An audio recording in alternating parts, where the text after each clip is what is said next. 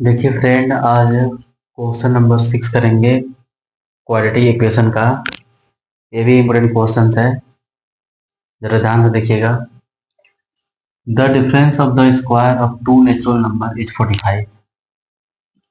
The square of the smaller number is 4 times the larger number. Find the numbers. यानी यहाँ दो number दिया हुआ है, एक दिया हुआ लार्जर, एक दिया हुआ स्मॉलर।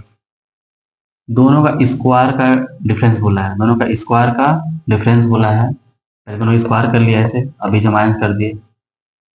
डिफरेंस मीन्स क्या होता है, सब्ट्रैक्ट होता है, माइनस इक्वल टू 45 हो गया। सेकंड क्वेश्चन बोला है, सेकंड पार्ट में बोला है कि square of the smaller number. Smaller क्या है, वाई मान लिया, वाई को मान लिया स्मॉलर नंबर। ये क्या है, तो लार्जर नंबर का 4 टाइम्स है, यानी कि 4 इंटू एक्स है। ये आपका इक्वेशन 2 हो जाएगा, इक्वेशन 1 हो जाएगा। तो इस तरह से दोनों सोल्व करना है, दोनों इक्वेशन को इक्वेट करना है और एक्स और वाई निकालना है। और एक्स और वाई क्या होगा, आपका 2 नेचुरल नंबर होगा जिसका डिफरेंस कितना आना चाहिए, 45 आना चाहिए स्क्वायर का। सो देखिए सोल्व करते हैं। लेट दी लार्जर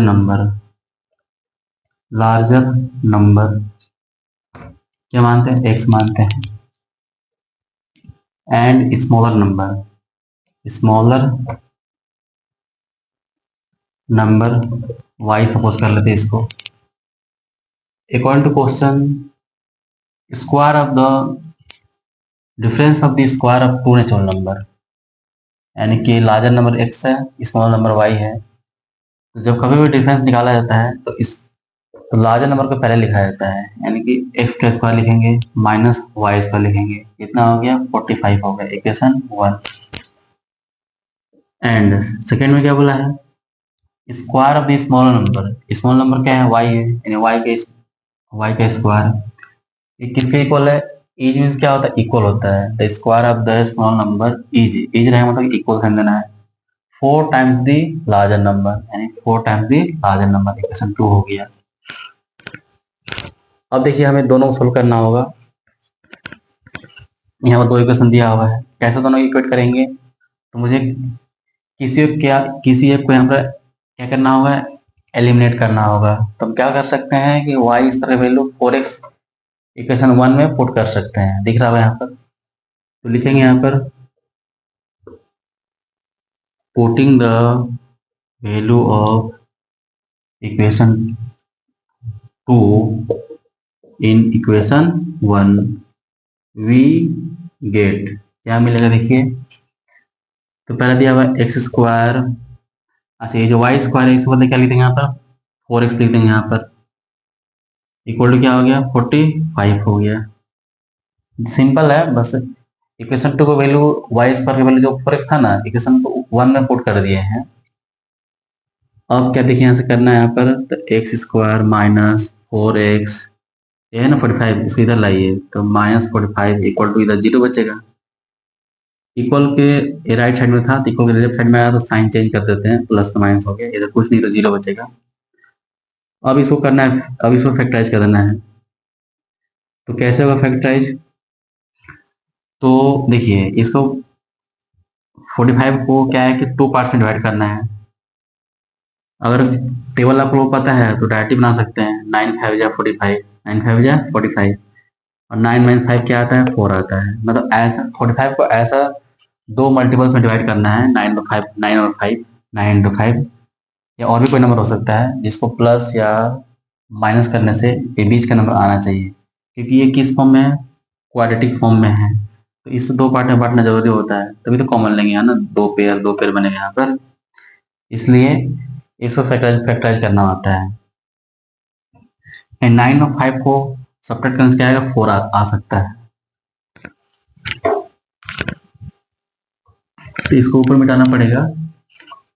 देखिए लिखेंगे यहाँ पर X square minus 9x plus 4x minus 45 equal to 0, sorry 4 नहीं 5 होगा यहाँ पर। अब देखिए 9 और 5 को माइनस करके कितना आता है, 4 आता है, बट ये -4 यहाँ दिया होता है, -4 दिया होता है, तो -4 जब लाना है तो आपको इसको लेना माइनस में, इसको लेना होगा प्लस में, तो यहाँ माइनस आ जाएगा। ओके, साथ में एक तो लिखेंगे। अब देखिए यहाँ से एक पेयर बन गया, यहाँ से एक पेयर बन गया, यहाँ से x कॉमन ले सकते हैं, ऐसे x-9। आप लोग पता हो क्या होता है कॉमन फैक्टर, यानी 5 और 45 का कॉमन फैक्टर क्या होगा, 5 क्या होगा, 5 होगा। दोनों 5 से कटता है, 5 से काट दीजिए, 5 बन 5, x बचेगा, और 5 9 जा 45 इक्वल टू क्या हो गया, 0। अब देखिए फर्दर यहाँ पे कॉमन आ रहा है x-9, x-9 लेंगे, और यहाँ क्या बचेगा, x बचेगा, और यहाँ क्या बचेगा, +5 इक्वल टू 0। अब देखिए दोनों ही प्रोडक्ट के फॉर्म में है, किस फॉर्म में है, प्रोडक्ट के फॉर्म में है। क्या करना है यहाँ पर, एक बार इसको 0 करेंगे और इस बार x+5 को 0 करेंगे, यानी कितना आ गया, x आ गया 9, और यहाँ x आ गया -5 आ गया।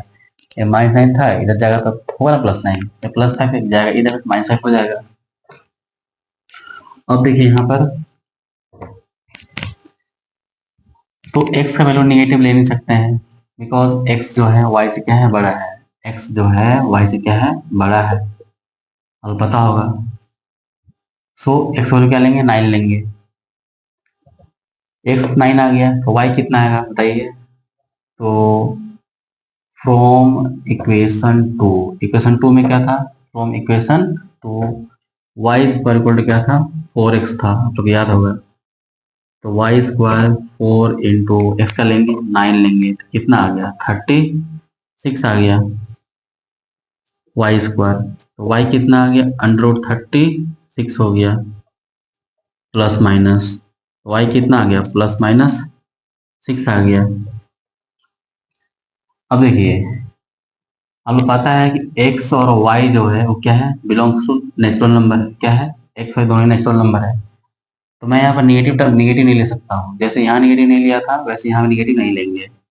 दैट मीन्स हम बोल सकते हैं कि हेंस x इक्वल टू हो गया 9 और y इक्वल टू कितना हो गया, 6 हो गया। ये आपका आंसर हो गया।